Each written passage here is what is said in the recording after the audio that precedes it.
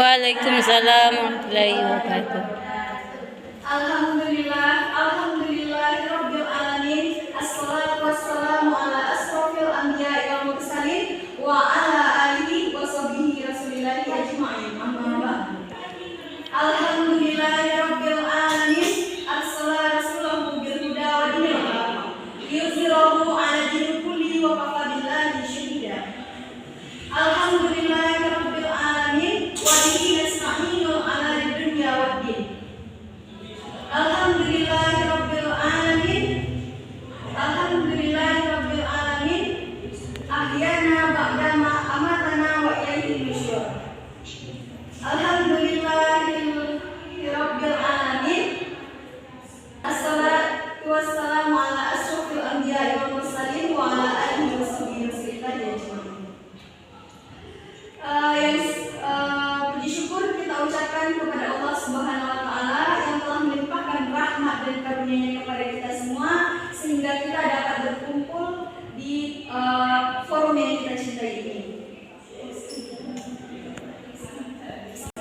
Salawat berangkaian salam tak lupa kita hadiahkan buat junjungan kita, yakni Nabi besar Muhammad sallallahu alaihi wasallam yang telah membawa kita dari alam kebodohan hingga alam yang berilmu pengetahuan seperti yang kita rasakan pada saat sekarang ini.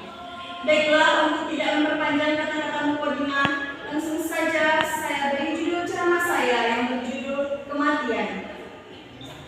Baiklah Pak, para hadirin yang dirahmati oleh Allah, kematian pasti kita akan merasakan di dunia ini. Karena sejatinya kematian itu adalah kehidupan sebenar-benarnya kita.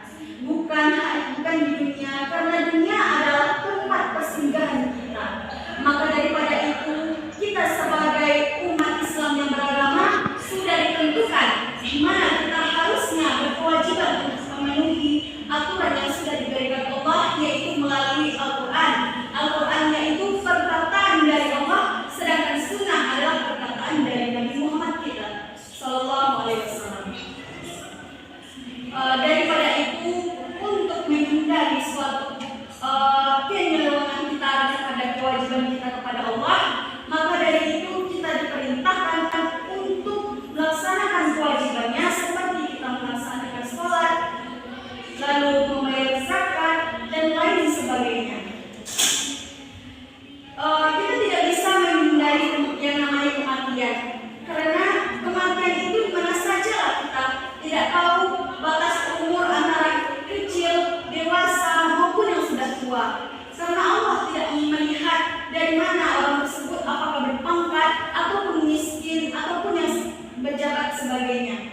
Maka daripada itu kita disuruh untuk melaksanakan kewajiban agar terhindar dari hal-hal yang tidak Allah sukai, seperti narkoba, seperti perzinaan, seperti minum-minuman keras, berjudi, mencuri dan lain sebagainya.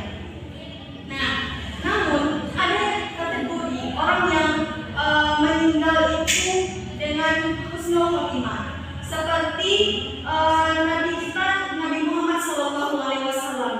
Dia meninggal karena sakit perut. Lalu Rasulullah meninggal dalam keadaan baik. Lalu ada juga yang menunjukkan bahwa orang yang meninggal secara husnul khotimah adalah orang yang meninggal di laut, orang yang meninggal berjihad di jalan Allah. Karena berjihad di jalan Allah tidak hanya berperang saja. Kita belajar ini juga jihad di jalan Allah. Maka kalau kita meninggal itu merupakan husnul khotimah. Nah, ada dalil Quran surah Al-Ankabut ayat 57 yang berbunyi kullu nafsin dha'iqatul maut, yang artinya tiap-tiap manusia yang bernyawa pasti akan merasakan yang namanya kematian. Nah, tafsiran dari Quran surah Al-Ankabut ayat 57 ini menjelaskan kepada kita bahwa kita sebagai manusia ini, baik itu manusia, baik itu tumbuhan, baik itu binatang dan lain yang ada di muka bumi ini bakalan hancur semuanya. Tidak akan hidup satupun, termasuk malaikat sekalipun. Karena yang ciptaan